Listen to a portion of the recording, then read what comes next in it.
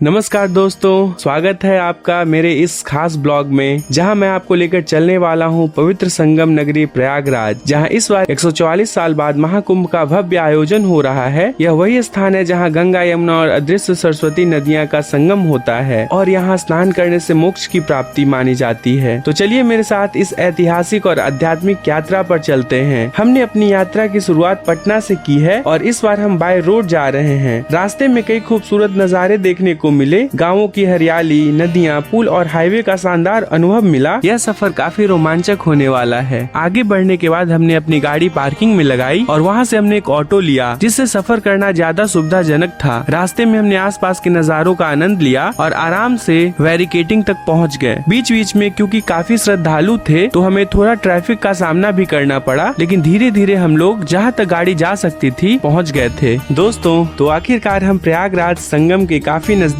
पहुंच चुके हैं। यहाँ की गलियों में एक अलग ही ऊर्जा देखने को मिलती है। चारों ओर श्रद्धालु, सन्यासी, अखाड़े और आस्था से भरे लोग, हर जगह भक्ति का माहौल और यह नजारा सच में मन को शांति देने वाला है। दोस्तों, फिर जैसे ही आप शिवलिंग द्वार के पास पहुँचेंगे तो वहाँ से आपको सामने की ओर बहुत बड़ी नदी दिखाई देगी। तो धीरे धीरे जैसे आप सामने की ओर बढ़ेंगे तो आपको वहाँ पे दो रास्ते दिखेंगे। फिर हमने भी आगे धीरे धीरे बढ़ा और हालांकि क्योंकि सुबह का समय था तो हमें ज्यादा भीड़ देखने को नहीं मिला। फिर दोस्तों, अगर आप सामने की ओर देखेंगे तो आपको बहुत सारे छोटे छोटे पीपा पुल दिखाई देंगे, जिससे कि आप संगम के उस पार जा सकते हैं।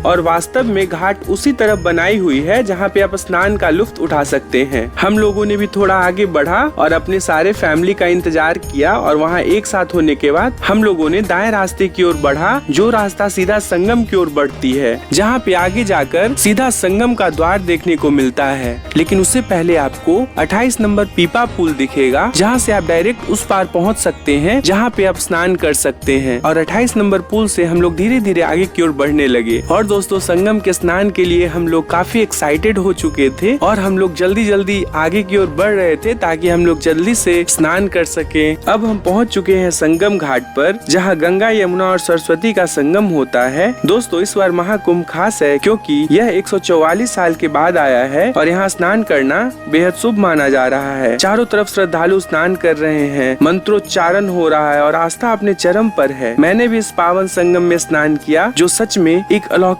अनुभव था। दोस्तों, महाकुंभ सिर्फ एक धार्मिक आयोजन ही नहीं, बल्कि यह भारतीय संस्कृति और आस्था का सबसे बड़ा संगम है। ऐसा माना जाता है कि यहाँ स्नान करने से पिछले जन्मों के पापों से मुक्ति मिलती है और जीवन में पॉजिटिविटी आती है। इस बार कुंभ और भी खास है क्योंकि यह 144 वर्षों के बाद आया है और इसे लेकर श्रद्धालु में जबरदस्त उत्साह देखने को मिल रहा है। जैसा कि वीडियो में भी आप लोग देख रहे हैं, काफी श्रद्धालु इस संगम का लुत्फ उठा रहे हैं। उम्र पे कोई पाबंदी भी नहीं है। अगर आप यहाँ पे विजिट करेंगे तो आप देखेंगे कि इसमें छोटे बच्चे से लेकर के बड़े बुजुर्ग तक भी स्नान का लुत्फ उठा रहे हैं, क्योंकि उन सबको पता है कि 144 वर्षों के बाद इस कुंभ का अनुभव दोबारा उनके इस जीवन में आए या ना आए पता नहीं।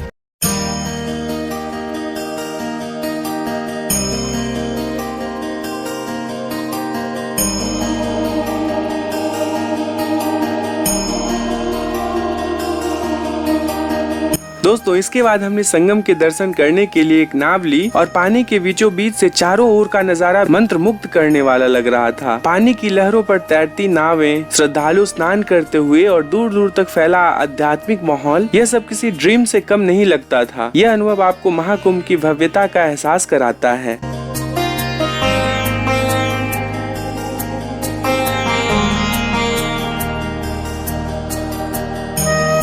तो दोस्तों, यह थी मेरी यात्रा महाकुंभ प्रयागराज की, जो सच में एक अद्भुत और ऐतिहासिक अनुभव करा रहा था। इस यात्रा में मैंने बहुत कुछ सीखा और महसूस किया। अगर आपको यह ब्लॉग पसंद आया तो इसे लाइक करें, शेयर करें और मेरे चैनल को सब्सक्राइब करना ना भूलें। अगली यात्रा में फिर मिलेंगे, तब तक के लिए जय गंगे, हर हर महादेव।